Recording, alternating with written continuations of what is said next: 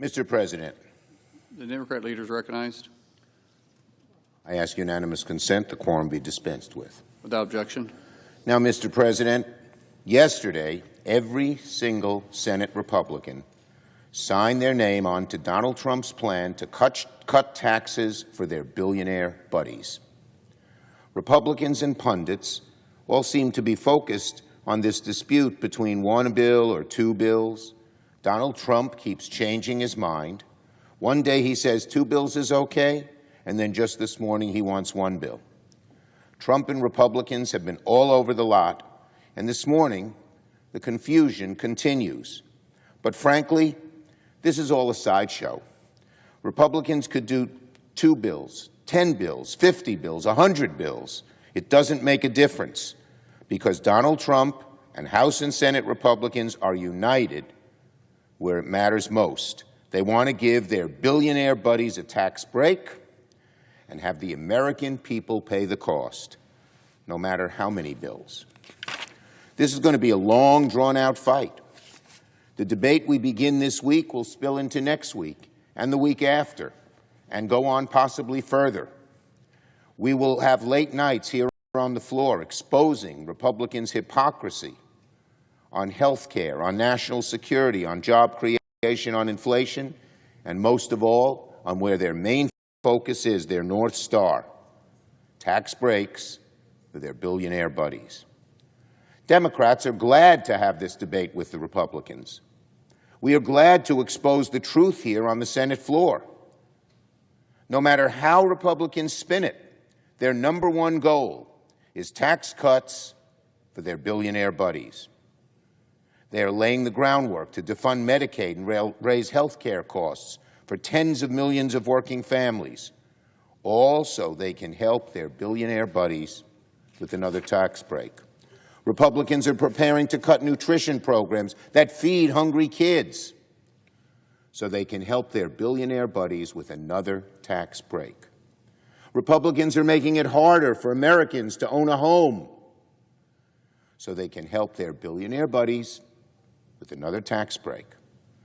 Republicans are preparing to slash NIH funding and reduce the chances that we get cures for so many illnesses that affect tens of millions.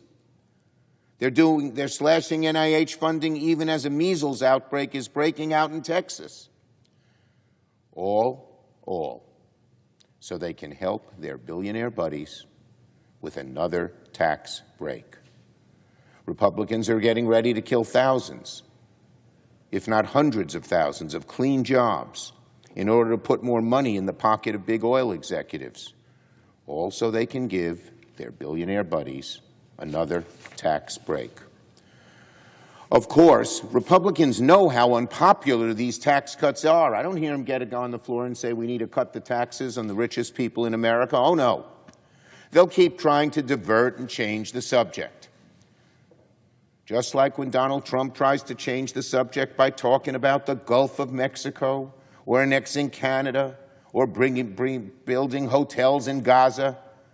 These are all distractions to hide Donald Trump, Elon Musk, and the Republicans' real goal.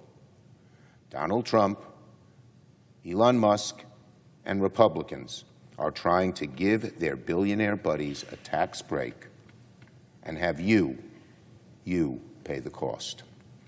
Republicans can do it in 1 bill, they can do it in 2 bills, they can do it in a whole bunch of bills. It doesn't matter. The end game is the same. Tax breaks paid for on the backs of working and middle-class families. We will not relent. We are going to continue to expose Republicans for what they are doing in giving tax breaks for billionaires. We're going to do it in reconciliation, in the budget, and throughout the months and years ahead, because the American people don't want it. The Republicans are trying to hide it. We won't let them hide it. It's going to be front and center as we go through these debates. On Trump and Ukraine. In a Fox interview released last night, President Trump spoke about the war in Ukraine. And some of his comments sounded straight from a Russian propaganda playbook. rather than speak the truth, rather than acknowledge Vladimir Putin's role in starting this war, President Trump amazingly blamed Ukraine for Putin's invasion. To quote the president, "You should never have started it," he said. He was saying that to President Zelensky. This is disgusting, disgusting, after how this man has fought so hard and so valiantly. And it deliberately distorts the truth. It's just awful to see an American president, it's disgusting to see an American president turn against one of our friends and openly side with a thug like Vladimir Putin. It's shameful to hear the president repeat Putin's propaganda while laying the groundwork for negotiations that favor Russia at Ukraine's expense. The people of Ukraine did not start this war. Vladimir Putin did. Ukrainians have fought and died on the battlefield to defend their home. The suffering and destruction of the Ukrainian country and the Ukrainian people that they have endured is staggering, all because of Vladimir Putin. And let's not forget, America, maybe there are some who say enough already. If we give in to Putin now, America will inevitably pay the price later. That's what history has shown. When you give in to thugs, when you give in to dictators, you pay the price. Hasn't Donald Trump and his allies learned the lessons of history? This is not just about the security of another nation. This struggle is in every way about the ultimate security of the American people. Make no mistake, right now the Kremlin is overjoyed by what Donald Trump is saying and what he's doing. Every single Republican must be put on record for President Trump's dangerous and false statements about the war in Ukraine. We have an obligation in the Senate to take a stand for the truth and take a stand against autocrats, and we will do it shortly. The American people deserve to know, will Republicans take a stand for democracy and freedom around the world, or will they cater to Putin and Russia, like Trump is doing, with ultimately bad consequences for all of us? The FAA. The more Donald Trump and DOJ indiscriminately hack away at public agencies, the greater harm to Americans' well-being and even their safety. The FAA is a good example. Just weeks after the deadliest plane crash in a long time, and just as we see more incidents around the country, President Trump has fired hundreds of FAA workers, including air safety personnel. Firing people whose very job it is to keep air travel safe is nothing short of reckless. Now, the White House accused us of linking the crash of the Minneapolis flight directly with FAA cuts in staffing. Nothing could be further from the truth. I simply said that when there are fewer FAA personnel, the skies are less safe. Does Donald Trump deny that there are fewer FAA staffers? Does Donald Trump deny that when he fires FAA workers, including workers who focus on safety, it makes travel less safe? Of course, Donald Trump is obfuscating once again. He doesn't want the truth to come out. But he should correct course immediately and halt these firings, because the safety of the skies is at risk. Now, of course, we know that President Trump ignores the truth.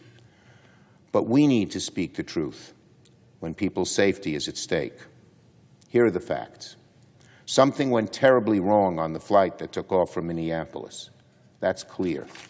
An investigation is underway, and as I said yesterday, I await their results.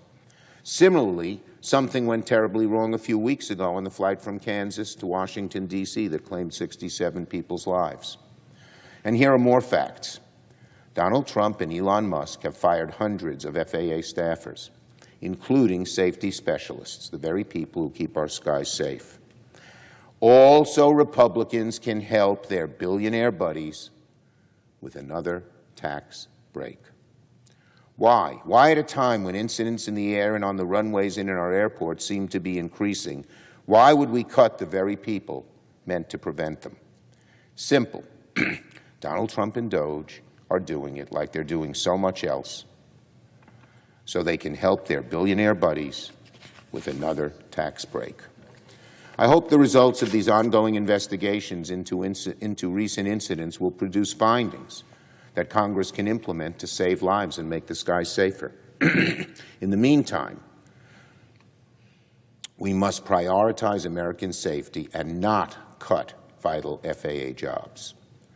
These are the facts, plain and simple. Donald Trump may not like the facts. Donald Trump may not like the truth.